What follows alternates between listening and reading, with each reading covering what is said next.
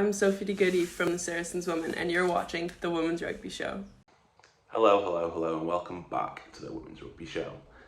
I'm Sam Blythe, and today I'm here with a very special edition of the show, where we speak to one of the New Zealand Sevens gold medalist winners from Tokyo, and that is MICHAELA BLYDE. We sat down with MICHAELA over Zoom to talk about all things Rugby Sevens, from the build-up to Tokyo, disappointment in Rio in 2016, and also what she's been doing in quarantine as well. And also what's next for her on a road to Paris 2024, and also the Commonwealth Games next year and the Rugby World Cup Sevens next year as well. Please forgive my blurry eyes in this video. It was midnight UK time. We spoke to MICHAELA in 11 o'clock.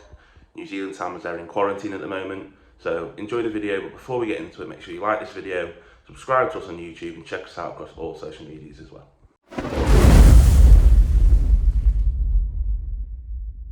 So MICHAELA, thanks a lot for joining us. First of all, it's been about 10, 11 days since you've won gold in Tokyo. Has it sunk in yet?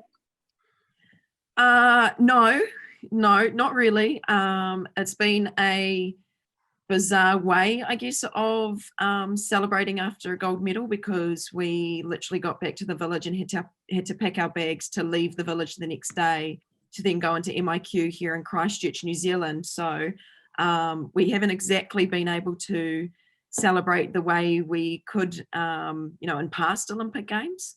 But in saying that, it's been a great opportunity for us to, I guess, connect back with our friends and family, because we've got a lot of time on our hands now in the next 2 weeks, or in the last 2 weeks. So we've been able to connect back with them. My medals just sits on my bed, so I literally look at it every single day, and it's still hasn't sunk in that that's mine, and it's from an Olympic Games. I was going to ask if you've been keeping your medal on most of the time, but how tough is kind of the quarantine being? Obviously, you're all the whole squad's in the same hotel, but you can't see each other, I don't think. So how tough is that, being having shared this experience with each other and then being so close but also so far? Yeah, it is definitely a crazy experience that you don't really mentally prepare for. We do kind of see each other depending on what kind of group we're in for outdoor time. So for me, for example, I'm on level 17 with about 4 of the other girls.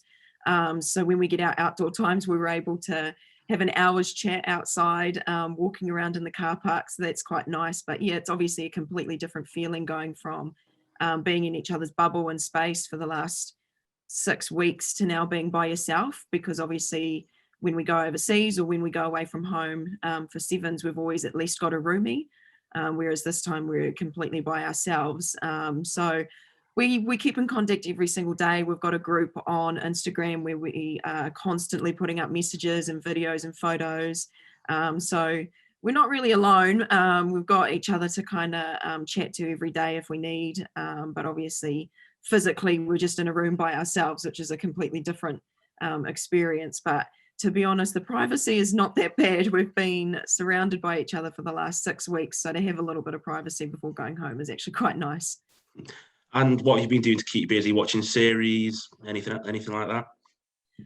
Well, the first week was great because the Olympic Games were still on. So the TV was constantly on 24/7, watching all the different sports, supporting all the other New Zealand athletes who were still competing. So that was definitely a massive time killer. For me personally, I've just been kind of just making up stuff as I go along. I did a 1,000 piece puzzle. I finished that the other day. I started my second one yesterday. I've been on social media a lot more than what I was hoping for, to be honest. Obviously doing stuff on Instagram and doing interviews and whatnot as well with radio people, journalists and etc. So that's been keeping me busy as well. For the next few days, I guess it's just making the most of being on my own, because after getting out of here, I'll either be with family or some friends. So that's going to be quite nice. And finally, just before we go on to the Olympics, what was the build-up to Tokyo? What was your favourite sport to watch out of the ones you were watching since you got back into quarantine? So it was tough for us over here. The timings were all weird, so it was all like 3 o'clock in the morning over in the UK. Yeah. We were quite lucky. Obviously, Tokyo is only 3 hours behind New Zealand, so timings of sports were actually borderline near perfect. I guess for me personally, I enjoy watching all of the sports that involve New Zealand athletes and just supporting them. But I used to do athletics back in the day before I started sevens. So watching the sprints and the field events are always quite exciting. So watching Tom Walsh and Valerie Adams compete in shot put, as well as Nick Willis in the 1500. So that was quite exciting. And then obviously to see Lisa Carrington absolutely kill it in the kayaking as well. I knew a couple people personally in the rowing and the kayaking. So to be able to support them as well has been amazing. And our team support is just second to none with the New Zealand team and their support system. So to be able to watch them compete has been awesome. Yeah. And going back, well, moving on to this year's cycle, it's been a long cycle, 5 years since Rio, and you were a reserve in Rio, is that right?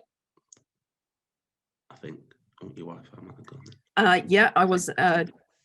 Yeah. I was a travelling reserve with one of the other younger girls. So I was in the stands watching the girls compete, and yeah, losing the final, which was really hard to watch. Yeah.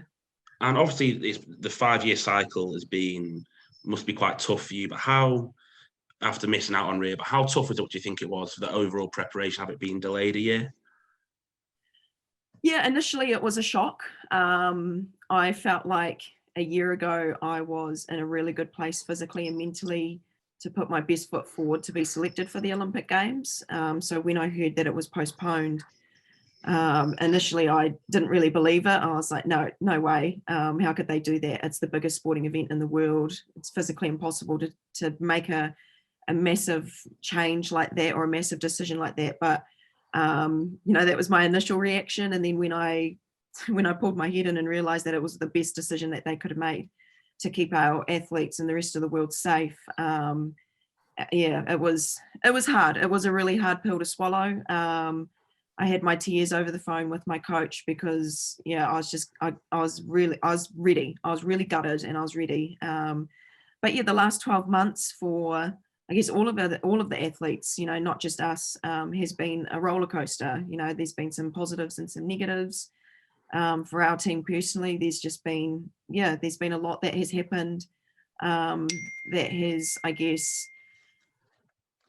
put in perspective how important it is to have that connection and to stay together and help each other and have each other's backs. And yeah, we trained as hard as we ever could in the last year to get ourselves in the best position possible at the Olympic Games to win a gold medal, and I guess it worked. So yeah, it was a difficult 12 months. Before that, I guess after Rio, for me personally, I just worked hard. I just really wanted to cement my position in the team and put myself, in a place where I felt like I was in the best mental and physical place to be one of the best rugby players in the world. And, mentally that was a tough battle. I had to really, I guess, find that confidence deep down in myself and talk to the right people and visualize a lot of things that a lot of people may think is ridiculous, but to me was just completely normal. So yeah, it all worked out in the end. And I definitely feel like I was, I guess, almost at my peak at the Olympic Games. So it was an ideal build up for all of us. You had some pretty big moments on the build up from Rio to Tokyo, obviously personally and as a team, the Commonwealth Games, Rugby World Cup Sevens, and also yourself winning the World Sevens Player of the Year twice in a row. How big were those kind of achievements personally and for the team in the build up to the Olympics? Yeah, I guess personally after Rio, for me, my main goal was to just make all of the tournament teams on the World Series circuit. I believe there may have been 5 or 6.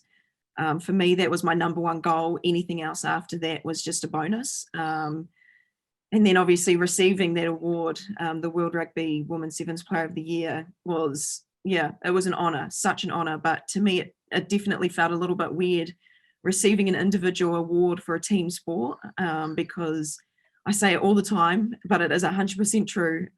It's my teammates that helped me become the rugby player that I am. It's the girls in the middle that do a lot of hard work to create space on the outside for me to strike and to attack at. And so to be, I guess, recognised in that category amongst so many other women sevens players who obviously have cemented an amazing, campaign in the world women's rugby circuit has just been amazing. And so to stand beside them and I guess be recognised with those legends has been an absolute honour. But yeah, I guess personally I've enjoyed every year. It hasn't been perfect. I've had my injuries, I've had my personal battles. And then as a team, same thing, you know, we again haven't been perfect, but winning Com Games and World Cup was definitely a massive step for us, because we obviously at that point had not had the Olympic gold medal. So to get the Commonwealth and the World Cup was really important for us. And then the next step after that was to get the third one being the Olympic gold. And World Series as well has been great for us. Obviously pre-COVID, we were in a good place. We were quite successful and quite consistent as well.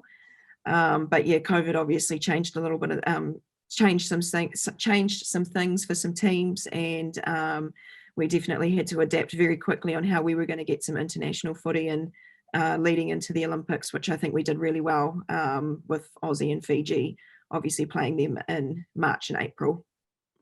I think I saw a stat in the build-up to the tournament. I think you yourselves had won 18 of, I think, the 21 tournaments post-Rio in the lead up to Tokyo. Did that put a bit of pressure on you coming into Tokyo?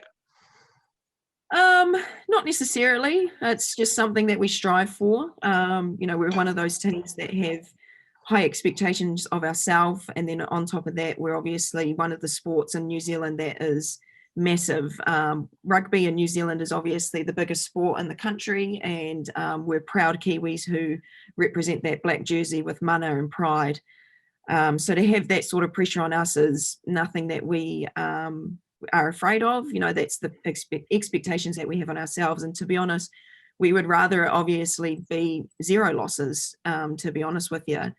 But obviously over the years, there have been some massive development with other teams. Obviously you see teams like USA who have come from struggling to make quarterfinals to now winning tournaments.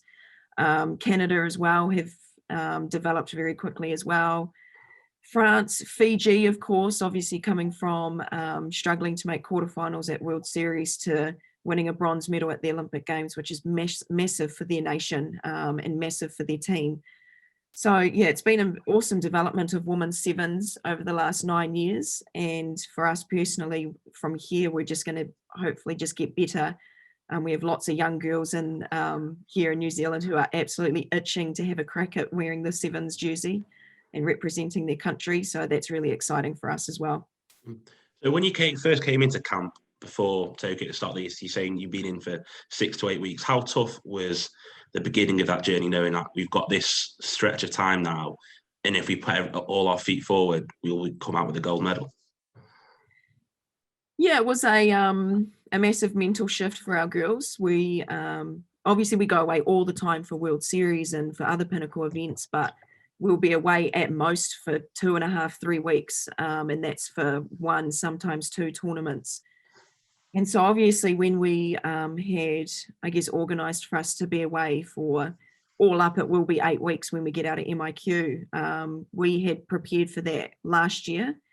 And so our management and the NZRU made sure that we had enough leave period to spend lots of time with our family, making sure that they understood that we had to take this time away from home to hopefully win an Olympic gold medal. So yeah, it has been a very long journey. It's been one that has, I guess, challenged the girls in different ways. Some of the girls have obviously partners at home, husbands, wives, babies. And so to have that time away from them has been a little bit of a challenge. But again, we've just got a massive support system with each other. And when anyone needs a little pick-me-up or a shoulder to cry on, we're all here to support each other and make sure that we're okay. But yeah, a lot of the girls are definitely very excited to get out of here and hug their loved ones and hold their babies again. So that's going to be really exciting. And when you first got on the pitch in the group stage at Tokyo, how did it feel after waiting so long from Rio for yourself, not getting the opportunity there, and also waiting the year after from 2020? Yeah, weirdly, I don't know why. I don't know if it was my mental preparation or just like the adrenaline kicking in. But to be honest, running onto that field, initially it didn't really feel like it was the Olympic Games, and it may have been because there were nowhere in the crowds. You know, the atmosphere is really dependent, obviously, on how many people can be in the crowd. And obviously with no one there, it was silent. But I guess for me, I just had to mentally, I guess, prepare myself for that sort of external pressure of others, that pressure on myself of being, you know, this rugby player that I strive to be, which is one of the best in the world. And so running onto the pitch against Kenya on that first day, weirdly, I was just so calm, extremely confident, because if you're not at the Olympic Games, then you're going to struggle to compete. And yeah, just another rugby game. It's just another rugby tournament. And so I just had to keep reminding myself that. And so when going onto the field, I wasn't extremely nervous or panicking or anything like that. So yeah, it was bizarre, but again, like, it still hasn't sunk in. Like, that gold medal still hasn't sunk in, and I don't think it will until we get out of here and we see our friends and family and have the proper celebrations that we're itching to have. And what was that feeling like at full-time whistle against France in the final, and then stepping onto the podium and have that gold medal around your neck? Sorry. Initially, it was a sigh of relief when that full-time whistle blew. It was like you can finally relax, because we'd done what we'd set out to do, and we've worked extremely hard in the last 5 years to get that gold medal back. And yeah, to be honest, when that full-time whistle went, there were a lot of tears, a lot of happy tears, a lot of joyful tears, a lot of tears where we were just absolutely stoked that we had finally done what we wanted to do. And we thoroughly believe that we deserved it, because we worked so very, very hard to achieve this gold medal. So yeah, initial feeling was relief, but then standing on the podium, I'd visualized myself doing that for about 6 months with my meditation and my visualization routine that I have. And so I had visualized us stepping on that podium, receiving a gold medal, and singing the national anthem for so long. And so for it to become reality was very, very special. And, you know, you mentally prepare for these things, you visualize it, but it's nothing compared to what you imagine. Like, it's a completely different emotion. All I wish was that, you know, we had friends and family in the crowd. That would have just made it absolutely perfect. But we were happy to say that they were safe at home, watching us on TV. There were a lot of Kiwi supporters that were watching us back at home. So that was quite nice to hear and to see on social media as well. But yeah, initially a sigh of relief, but then afterwards it was just happiness, so much happiness. I think there are a lot of people in the UK watching as well. Obviously, our girls were in the bronze medal match. Unfortunately, they didn't win it. But just touching on GB, obviously it was a massive thing in the build-up. They lost their funding. I don't know how much people out in New Zealand heard about it in the build-up. Obviously, we lost the funding, and then our national lottery stepped in to fund it, and also the girls helped fundraise bits themselves. How difficult is it to see people you played with on the circuit kind of losing their jobs and struggling to not know if they'll be going to the Olympics? Yeah, it's extremely sad to hear, especially because, you know, in the UK, rugby is a massive sport. You look at the men's 15s team, you look at the women's 15s team, the support that they have as well. And so it's extremely disappointing that GB did have to go through, you know, that adversity and have a completely different build up to the Olympic Games. But in saying that, to say that they put an extremely massive challenge against us in the pool game, and then for them to make the bronze medal match was amazing. I honestly believe any other team would probably not have just turned up anyway.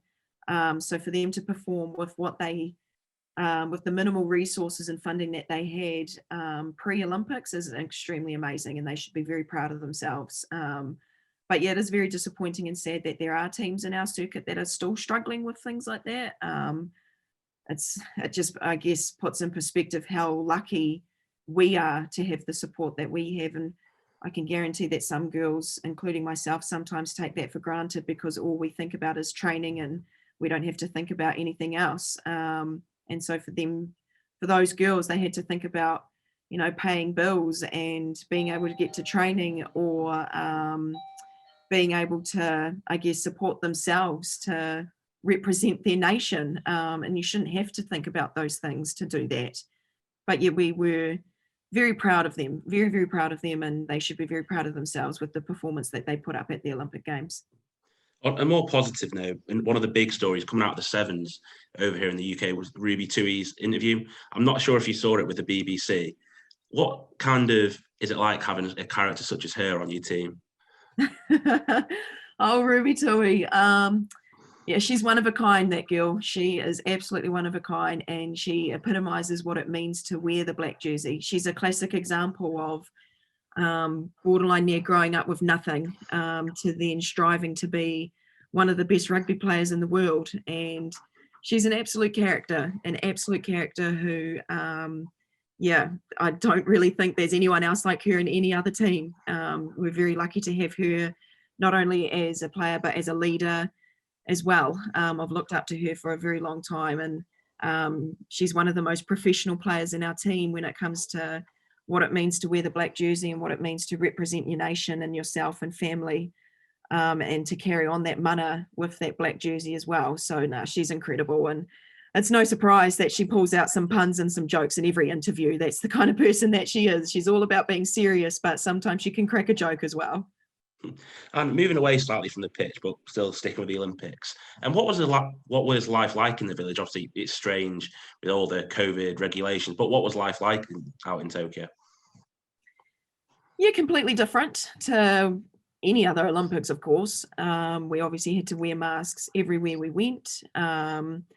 We weren't really allowed to kind of be out and about unless we were in our own bubble. So our sevens girls bubble was our bubble. We weren't really supposed to, I guess, socialize with many other athletes in any other country, which is completely fair enough. We had to stay as safe as possible and making sure that the Olympic Games could go ahead and that our tournament could play. And so we stuck to our bubble. We wore masks everywhere we went. We had to obviously do COVID tests every morning to make sure that everyone was healthy. In saying that, there was still COVID in the village, but it was just a matter of making sure that we were able to keep ourselves safe as possible. Yeah, so it was a bizarre experience, but incredible. I mean, being at the Olympic Village and being surrounded by thousands of athletes who have the same mindset, the same, you know, attributions, the same goal of winning a gold medal, and to see athletes of different, you know, shapes and sizes and culture and height. I mean, the 7-foot athletes were huge. It just kind of made you feel like you weren't an athlete yourself. It was quite crazy. But yeah, it's definitely an overwhelming experience for the first 48 hours. But then once you get settled in and have an idea of where everything is and how everything works, you're just in the zone and you're just so focused on making sure that you're healthy and doing the things that you need to do to prepare for the biggest sporting event of our lives. So yeah, it was a cool experience, but nonetheless, I'm definitely, hopefully looking forward to Paris 2024, where hopefully the Olympics will be back to its usual hype self, where you can obviously socialize with other athletes and have people in the crowd watching. That's kind of what I was going with my next question. Obviously, Commonwealth Games next year. Is the attention for you girls turn to that now? Yeah, at the moment we're focusing on keeping ourselves healthy here in MIQ, and then after that we've got 6 weeks of leave where we can go home to our families and friends and being able to celebrate properly with our gold medal around our neck. So we're looking forward to that thoroughly. Hopefully we'll be able to get some international footy under our belt with Dubai and Cape Town at the end of the year, so we'll focus on that first.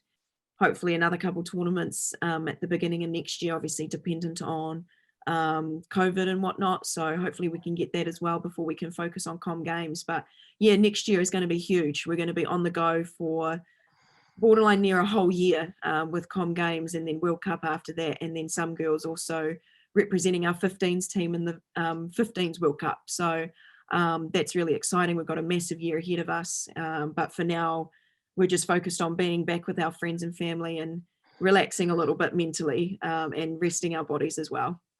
Do you not fancy a shot at that 15s World Cup at a home World Cup next year? No, not me personally. Not me personally. For me, 15s, I've got so much to learn about the game. I played last year for my club in Tauranga simply because there was no sevens, obviously because of COVID. So I just wanted to keep playing some sort of footy. But yeah, I am way off the cuff. I've still got so much to learn about the game. Maybe in a few years' time when sevens, I guess, starts to become less of my priority. But at the moment, sevens is my job, sevens is my life. And I thoroughly love this team and this family and representing New Zealand in the Black Ferns sevens jersey. So for me, that's my main focus, and 15s might come down later in the track when I'm closer to retirement. But for now, sevens is definitely my priority. I'm sure there'd be some Premier 15s clubs over in England who would welcome you as well to the 15 side if you ever look to do that. So brilliant. Thanks a lot for chatting to me, taking the time out of your day to chat to us over here in the UK. I'm sure it's a big thing for us over here, the Olympics, and it's brilliant to see you girls winning the gold medal after getting silver last time. So thanks a lot for chatting to us today. No, thank you so much. I appreciate it.